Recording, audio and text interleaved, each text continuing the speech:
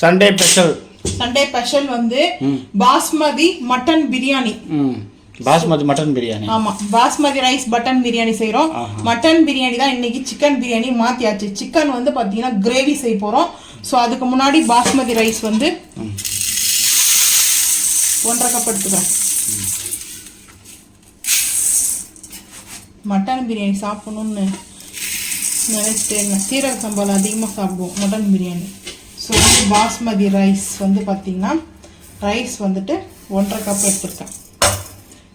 Wash பண்ணிட்டு பார்த்தீங்கன்னா நம்ம தண்ணி ஊற்றி ஒரு 1/2 hour ஊறட்டும் பார்த்துக்கலாம். மட்டன் பிரியாணிக்கு வந்து பார்த்தீங்கன்னா 1/2 kg வந்து மட்டனு, அதே மாதிரி அரை கிலோ வந்து பார்த்தீங்கன்னா மட்டன் எடுத்துருக்கேன். 1/2 கிலோ ரைஸும் வந்து எடுத்துருக்கேன். எல்லாமே 1/2 kg எடுத்துருக்கேன்.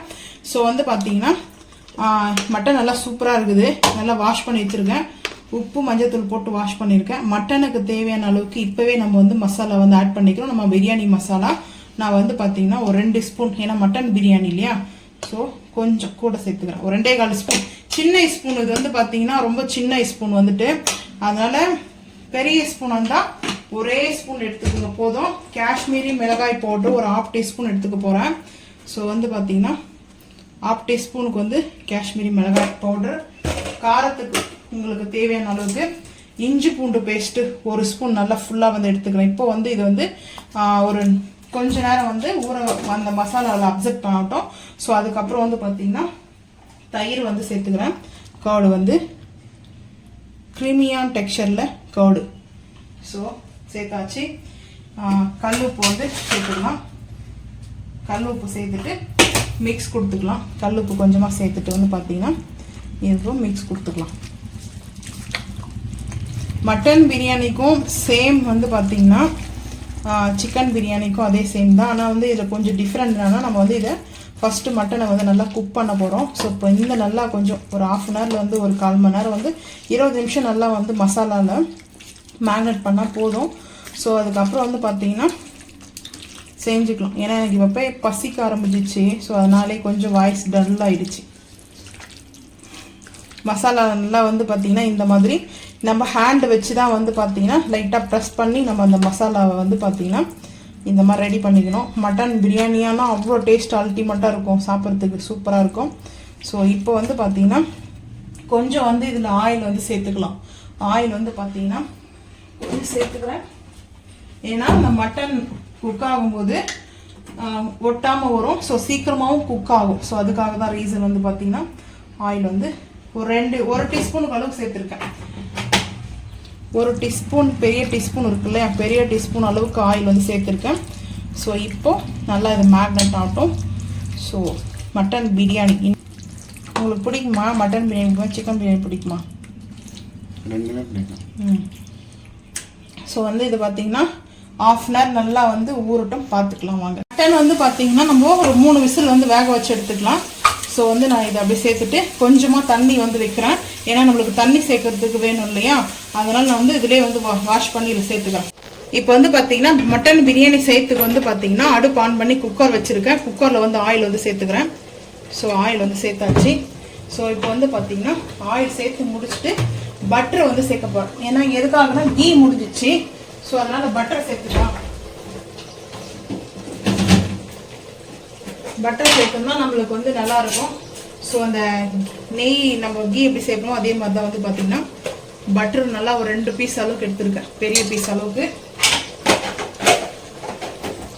பட்டர் சேர்க்கலாம். சாஃப்டாக ஆகும். ரைஸ் வந்து பார்த்தீங்கன்னா சாஃப்டாக இருக்கும். ஸோ அந்த ரீசனுக்காக தான் இப்போ பட்டர் நல்லா மெல்ட் ஆகட்டும். ஃபைனலாக நம்ம வந்து கீ சேர்ப்போம் இல்லையா, கீ சேர்க்க மாட்டோம். ஸோ வந்து கொத்தமல்லி புதினா வந்து பிரியாணி வந்து இன்றைக்கி ஆட் பண்ணாமல் பிரியாணி செய்ய போகிறோம். இது வந்து பார்த்திங்கன்னா எப்பவும் எனி டைம் வந்து பார்த்திங்கன்னா கொத்தமல்லி கருவேப்பிலை வாங்கிட்டு வர முடியாது இல்லையா, அதனால தான் இப்படி செஞ்சு பார்க்கலாம் அப்படின்னு சொல்லிட்டு. இங்கே வந்து பார்த்திங்கன்னா ஓன் கரம் மசாலா ஆட் பண்ணியாச்சு. எதுக்கு வைபட் ஆகுது, தன்னால் வைபட் ஆகுது.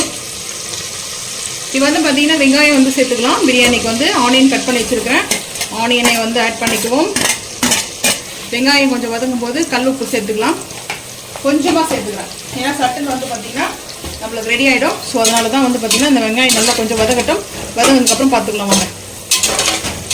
வெங்காயம் வந்து நம்மளுக்கு ரோஸ்ட் ஆகி வந்து பச்சை மிளகாய் சேர்த்துக்கலாம். பச்சை மிளகாய் சேர்த்துட்டு ரம்பா லீஃப் வந்து எடுத்துருக்கேன். ஸோ அதுக்கப்புறம் கட் பண்ணி வச்சுருக்க தக்காளி சேர்த்துக்கிறேன். அடுப்பு வந்து சிம் பண்ணிட்டு தான் வந்து ஆட் பண்ணணும், ஹை ஃப்ளேமில் வச்சு ஆட் பண்ணலாமா. தக்காளியும் கொஞ்சம் நல்லா மசிய அளவுக்கு வந்து குக் ஆகட்டும் பார்த்துக்கலாம்.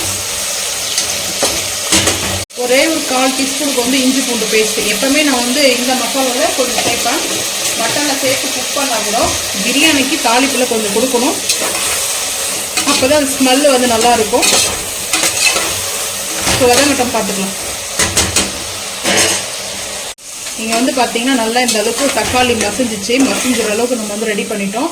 ஸோ இப்படி தான் இருக்கணும் நம்மளுக்கு வந்து பார்த்தீங்கன்னா. இந்த மாதிரி நம்மளுக்கு நல்லா மசிஞ்சதுக்கப்புறம் 2 பே லீஃப், அதாவது எதுக்காக சேர்க்கணும்னா இது வந்து மட்டன் பிரியாணி, ஸோ அதுக்காக தான் சேர்த்துருக்கேன். ஸோ அதுக்கப்புறம் வந்து பார்த்தீங்கன்னா ஒரு மிக்ஸ் கொடுத்துக்கலாம். அந்த ஆயிலோடு கொஞ்சம் மிக்ஸ் கொடுத்துட்டு வந்து பார்த்தீங்கன்னா மட்டன் வந்து சேர்த்துக்கலாம். நான் வந்து பார்த்தீங்கன்னா மட்டன் வந்து குக் பண்ணி எடுத்துருக்கேன். மட்டன் வந்து எடுத்து சேர்த்துக்கிறேன்.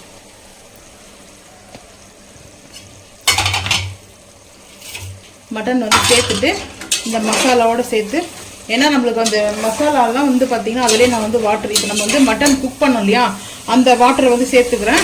ஸோ அதனால் வந்து பார்த்திங்கன்னா இப்போது மட்டன் இந்த மாதிரி ஒரு 2 நிமிஷம் ஸோ இப்போது மிக்ஸ் பண்ணிக்கலாம். ஹை ஃப்ளேமில் பண்ணியிருக்கேன். ஹை ஃப்ளேமில் பண்ணிவிட்டு இந்த மட்டனும் இந்த தக்காளி வெங்காயத்தோட மசாலாவோட மிக்ஸ் ஆகிடுச்சு. மிக்ஸ் ஆனதுக்கப்புறம் வந்து பார்த்திங்கன்னா ஒரு 2 நிமிஷம் இருக்கட்டும். லெமன் வந்து ஒரு பழம் வந்து கட் பண்ணி நம்ம வந்து ஆட் பண்ணிக்கலாம். அதில்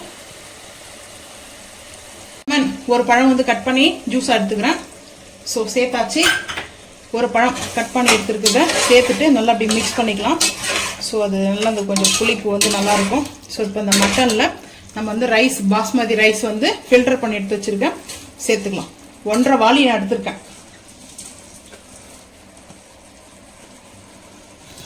இப்போ வந்து பார்த்தீங்கன்னா 2.5 வாளி நான் வந்து தண்ணி எடுத்திருக்கேன்.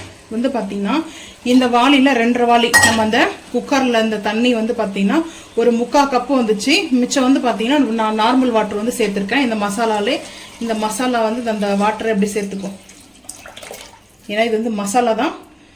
ஸோ சேர்த்துட்டு ஹை ஃப்ளேம் பண்ணிக்கலாம். கொத்தமல்லி புதினாலாம் நீங்கள் வந்து ஆட் பண்ணிக்கலாம் வதங்கும் போது. ஸோ நான் வந்து வாங்கிட்டு வரல, பிரியாணி செய்கிற மெயின் செட்டுக்கு தான் செஞ்சுட்ருக்கோம். ஸோ இந்த மாதிரி வந்து சென்டரில் நம்ம பண்ணியாச்சு. காரம் உப்பு எல்லாமே கரெக்டாக இருக்குது. 2 விசில் வந்து வரட்டும். மட்டன் வந்து ஒரு 4 விசில் வேக வச்சு எடுத்திருக்கேன். அதாவது மட்டன் தகுந்த மாதிரி, ரொம்ப மட்டன் வந்து இந்த இலை ஆடு சொல்லுவாங்க அந்த மாதிரி இருந்தால் 2 விசில் வேக வச்சுக்கலாம். கொஞ்சம் ஆடு வந்து அந்த ஹார்டாக இருக்கும் அந்த பீசஸ் வந்து பார்த்தீங்கன்னா மட்டன் பீசஸ். ஆனால் நான் வந்து பார்த்தீங்கன்னா 4 விசில் வச்சுருக்கேன், நல்லா சாஃப்டாக இருக்கும். இப்போ நம்மளுக்கு 2 விசில், டோட்டலாக 6 விசில் வரும். ஸோ அதனால தான் இப்போ வந்து பார்த்தீங்கன்னா கேப் வந்து போட்டாச்சு. 2 விசிலுக்கு அப்புறம் பார்க்கலாம் வாங்க. இப்போ நம்ம பிரியாணி செஞ்சு நல்லா வந்து ஆற வச்சாச்சு. நம்ம கொஞ்ச நேரம் ஒரு 5 நிமிஷம் ஆற வச்சா போதும். ஸோ அதுக்கப்புறம் நம்ம கிரேவி வந்து பார்த்தீங்கன்னா சிக்கன் கிரேவி. ஸோ அதுக்கப்புறம் ராய்த்தா, சாப்பிட்டதுக்கப்புறம் சாப்பிட்றதுக்கு வந்து மாம்பழம் கட் பண்ணி வச்சிருக்கேன். இது வந்து பச்சரிசி மாம்பழம் வாங்கிட்டு வந்ததோ. ஸோ நல்லா வாஷ் பண்ணி கட் பண்ணி வச்சிருக்கேன். கொஞ்சம் புளிப்பாக இருக்குது. இப்போ வந்து பிரியாணி வந்து பிளேட்டிங் பார்த்துக்கலாம் வாங்க. ஸோ சூப்பராக இருக்குது பிரியாணி. எப்படி இருக்குது பிரியாணி? இங்கே பாருங்கள், ரைஸ் பாருங்கள் எப்படி இருக்குது. நான் கொஞ்சமாக தான் செஞ்சேன், ரொம்ப நிறையலாம் செய்யலை. ஸோ வந்து பாருங்கள் எவ்வளோ சூப்பராக இருக்குது. பிளேட்டிங்கில் வந்து பார்த்துங்க, பிரியாணி தான் சூப்பராக இருக்கும் இந்த சண்டே. ஸோ வந்து பார்த்தீங்கன்னா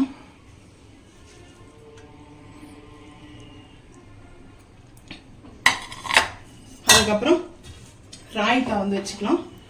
ராய்த்தா வந்து கொஞ்சம், ஸோ வந்து சிக்கன் கிரேவி வந்து ஒரு சைடில், ஏன்னா நம்ம கத்திரிக்காய் வந்து செய்வோம் இல்லையா, ஸோ அந்த மாதிரி நான் வந்து பார்த்தீங்கன்னா சிக்கன் வந்து செஞ்சுருக்கேன். நம்ம கத்திரிக்காய் கிரேவி செஞ்சு சாப்பிடுவோம் அந்த ஸ்டைலில் வந்து நான் செஞ்சது வந்து பார்த்தீங்கன்னா. ஸோ கிரேவி டேஸ்ட்டு சூப்பராக இருக்கும், அல்டிமேட்டாக இருக்கும். ஸோ இந்த வீடியோவும் கிரேவி தனியாக வரும், பார்த்துட்டு நீங்களும் செஞ்சு சாப்பிடுங்க. இது வந்து பிரியாணிக்குடைய காம்பினேஷன் வேறு அளவுக்கு இருக்கும் டேஸ்ட்டு. ஸோ நீங்களும் இந்த மாதிரி சண்டே ஹாப்பியாக போச்சான்றது மறக்காம வந்து கமெண்ட் பண்ணுங்க. ஸோ இந்த ரெசிபி பிடிச்சிருந்துச்சுன்னா மறக்காம நம்ம சேனலை வந்து ஃபாலோ பண்ணுங்க, சப்ஸ்கிரைப் பண்ணுங்க. அப்போ தான் நம்ம போகிற வீடியோ உங்களுக்கு நோட்டிஃபிகேஷனாக வரும். தேங்க்யூ.